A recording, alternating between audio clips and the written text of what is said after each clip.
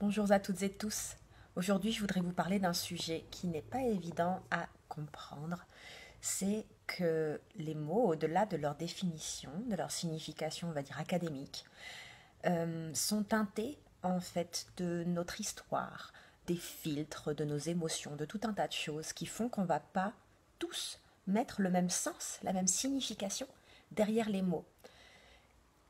Au-delà du fait qu'en théorie, il faudrait que tout le monde connaisse la définition des mots et les utilise à bon escient, il est également extrêmement important d'honorer que certaines personnes vont avoir des définitions différentes pour le même mot. J'aime bien prendre l'exemple du mot succès.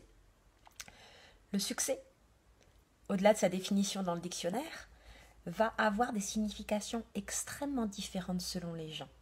Et par exemple, deux personnes qui ont une vision complètement opposée de ce qu'est le succès pourraient se retrouver à avoir une discussion, on va dire un petit peu difficile, peut-être même s'engueuler sur le sujet, parce qu'en fait, à la base, ils n'ont pas eu une discussion préalable sur ce qu'ils mettaient derrière ce terme-là.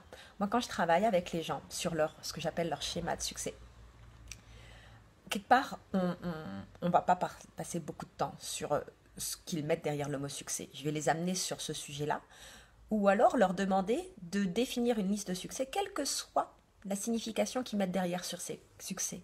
Parce que moi, en fait, ce qui m'intéresse, c'est pas ce que ça veut dire le succès pour les gens, c'est de voir comment est-ce qu'ils peuvent se mettre dans des situations qui maximisent en fait cette sensation-là.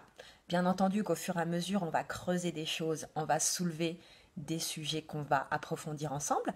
Et c'est ma responsabilité de reformuler, mais c'est également votre responsabilité dans toute discussion. Quand vous sentez qu'il y a peut-être une méprise, un sujet qui est vraiment où on n'est pas sur la même longueur d'onde, prenez le temps de poser les choses et de dire « Attends, juste pour être sûr, voilà moi le sens que je mets derrière ce mot-là. Est-ce que pour toi c'est pareil ?» Je m'en suis rendu compte à travers de nombreux ateliers que j'ai animés, en particulier lorsque je les animais à Bali et que j'avais une audience multiculturelle.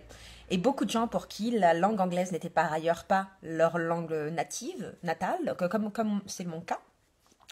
Du coup, je me suis retrouvée avec des imbroglios derrière certains mots. J'en revenais pas. Je n'en revenais pas.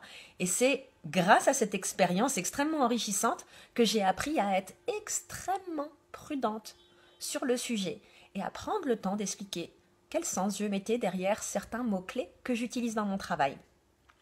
Donc voilà, c'était cette petite vidéo pour vous encourager à ne jamais sous-estimer les malentendus qu'il peut y avoir autour d'un mot et ne pas hésiter à métacommuniquer sur le sujet, donc à expliquer comment vous ressentez les choses et ce que vous mettez derrière ce sujet. Donc utilisez le message je et n'utilisez pas le tu qui tue. Et bien vous voyez, je vais vous faire cette prochaine vidéo sur ces deux sujets. Bonne journée, au revoir.